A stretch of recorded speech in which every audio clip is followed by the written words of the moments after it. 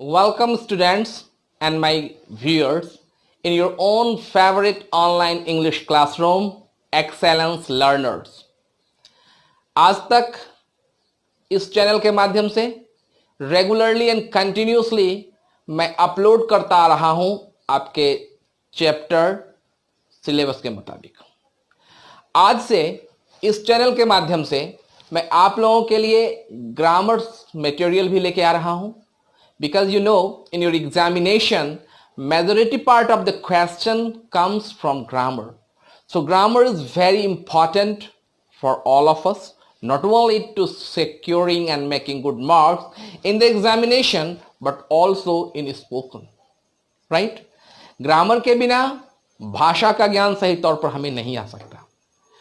तो आज से आप लोगों के लिए ग्रामर का सीरीज इस चैनल से मैं शुरू करने के लिए जा रहा हूं और आपको विश्वास दिलाता हूं कि very soon from this channel I am going to start the spoken classroom for all of you people so that you can feel to easier in English. मेरा यह एक सपना है कि मैं अंग्रेजी सभी लोगों के लिए आसान बना दूं। ठीक है, तो चलिए हम लोग शुरू करते हैं आज ग्रामर। और ग्रामर का पहला लेसन जो हम लोग यहां से स्टार्ट करने वाले हैं, it is tense, right? Tense generally हम टाइम और टेंस को एक ही समझ लेते हैं। We feel that time and tense are quite similar things. ऐसा हमें महसूस होता है, ऐसा हमको विश्वास हो जाता है। लेकिन ग्रामर में time and tense both are totally different concept, right? Time is the concept of time. Time is the concept of reality or perceptions. जो कुछ समय में होने वाला है उसको हम जो या तो वह वास्तविकता में है या रियलिटी में, it is just in conceptions. But tense जो है यह एक ग्रामेटिकली चीज है जो कि बताता है कि वर्ब एक्शन कब हुआ था या कब होने वाला है। So time is just a conception whereas tense is related to grammar, right? और पता ही है हमको कि टेंस तीन होते हैं, प्रेजेंट, पास्ट और फ्यूचर। कोई भी चीज हम बोलते हैं या लिखते हैं तो इसी तीनों टेंस में से किसी एक के ही माध्यम से, राइट? अब प्रेजेंट टेंस हम कैसे पहचानेंगे?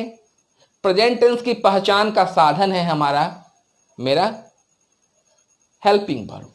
प्रेजेंट टेंस के हेल्पिंग वर्ब में होगा या तो डू या डज या is, am, are, have, has, right? ये प्रेजेंट टेंस के वर्ब होंगे। यदि कोई भी सेंटेंस इस टेंस में है मुझे लिखा हुआ, I am sure that it is the part of present tense. Past tense के लिए वही होगा, डिड, फिर वॉज या वेयर, हैड, और फ्यूचर टेंस के में हमारे पास होंगे शैल और will. So this is the way with the help of helping verb to find out the tenses, right? शुरुआती हम लोग करेंगे प्रेजेंट टेंस से। चलिए देखते हैं प्रेजेंट टेंस। आप बिल्कुल निश्चिंत रहें। I can make you sure people with the help of this video of tense, आप टेंस से परेशानी से हमेशा दूर हो जाएंगे। I will try my best to make all this things to easier for all of you. तो पहले हम लोग देखते हैं प्रेजेंट टेंस। प्रेजेंट नाम ही काफी है, मतलब वर्तमान। अभी जिस समय में हम जी रहे होते हैं वह हमारा वर्तमान कहलाता है, राइट? तो वर्तमान काल से जो संबंधित टेंस होगा वह प्रेजेंट टेंस में आएगा। और ये प्रेजेंट टेंस के चार फॉर्मेट होते हैं। हमने देखा है क्या क्या नाम है इसका? सिंपल प्रेजेंट, बिल्कुल सही कहा आपने, सिंपल। फिर इम्परफेक्ट, ठीक है। उसके बाद होता है परफेक्ट, और लास्ट होता है हमारे लिए, यह होता है परफेक्ट कंटिन्यूअस।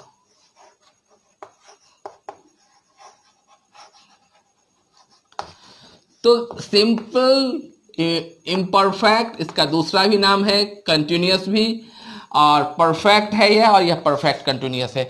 चार टेंस के प्रेजेंट टेंस के चार फॉर्म, मतलब हर एक टेंस के चार चार फॉर्मेट होते हैं, राइट।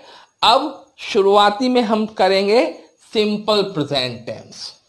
सिंपल प्रेजेंट टेंस अत्यधिक हम इन्हीं टेंस का डे टू डे लाइफ में यूज करते हैं। यह एक ऐसा पार्ट ऑफ टेंस है जिसका कि अत्यधिक हम यूज करते हैं हर एक दिन, यूं अगर मैं कहूं तो। क्यों करते हैं इसका यूज? क्योंकि इसका दायरा ही बड़ा है। इसमें क्या क्या चीजों का यूज होता है, आइए देखते हैं। सिंपल प्रेजेंट इस टेंस का दूसरा भी नाम है, और वह नाम क्या है? Present indefinite, definite, right, present indefinite, यही तो नाम है इसका। ये दो नाम से ये बेचारे जाने जाते हैं। और इसका जैसे मैंने कहा कि अधिक से अधिक यूज करते हैं अपने डे टू डे लाइफ में। कैसे? क्योंकि इसका यूज करते हैं हम अपना किस किस चीजों में? अपना हैबिट और डेली रूटीन बताने में। हैबिट एंड रूटीन, मैं खाता हूं, मैं पीता हूं, मैं सोता हूं, मैं जाता हूं, मैं हंसता हूं, मैं पढ़ता हूं, मैं लिखता हूं, they are all the part of our habit and routine. इसी टेंस में तो लिखेंगे उसको, इसी टेंस में तो बोलेंगे उसको।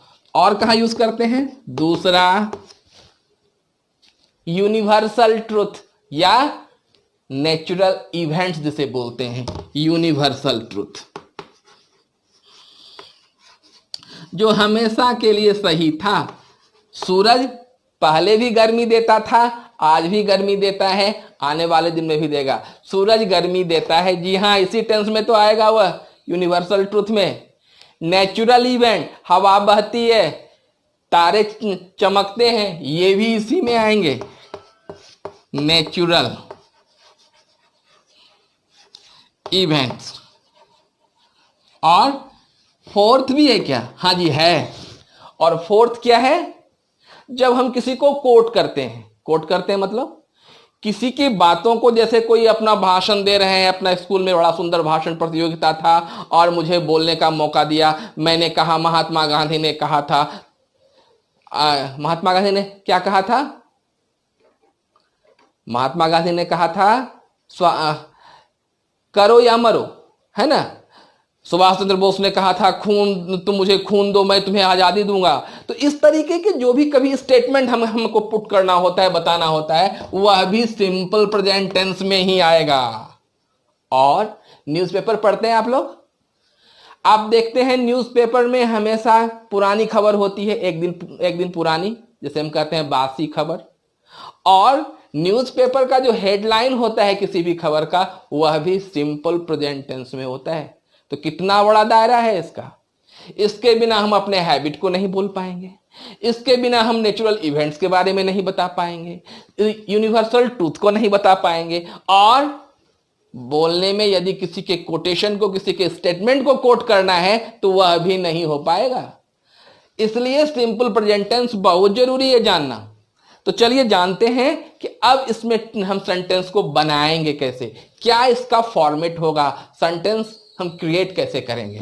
Okay, don't worry, I am just going to put the structure of sentence of this particular tense, right.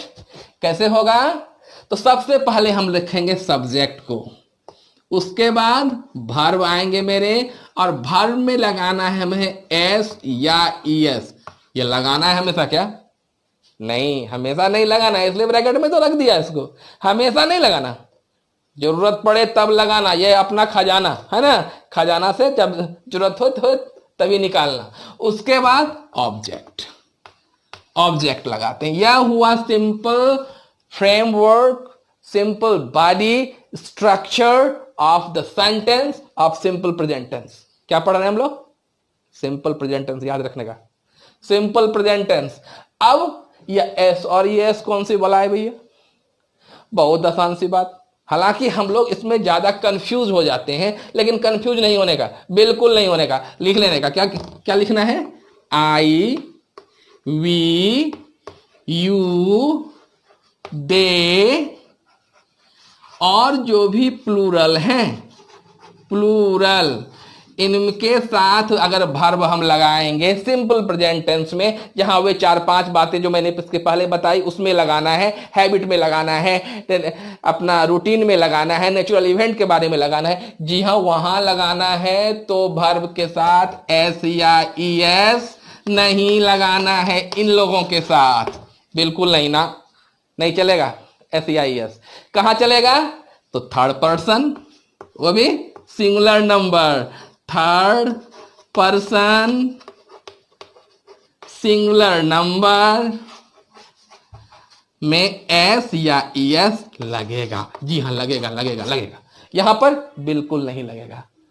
आई बात समझ में? चलिए एक वाक्य बना के देख लेते हैं, क्या जाता है इसमें, अपना ही तो है। चलिए अब वाक्य बना लेते हैं। मान लेते हैं क्या, एक मैंने वर्ब लिया गो, गो एक वर्ब है ना, और गो अंग्रेजी का सबसे छोटा सेंटेंस भी है, पक्का याद रखने का। हम किसी को कहते हैं ना go, I don't want to talk with you, go from here, go, ऐसा कुछ बोल देते हैं। तो गो अंग्रेजी का सबसे छोटा वर्ड है। इसका यूज देखते हैं कैसे होता है एस या ईएस के लिए। तो लिखेंगे आई गो टू स्कूल, यहां गो आया विदाउट वर्ब, गो वर्ब है, एस या ईएस ना। फिर वी गो टू स्कूल, फिर यू वी है, एस या ईएस ना। You go to school,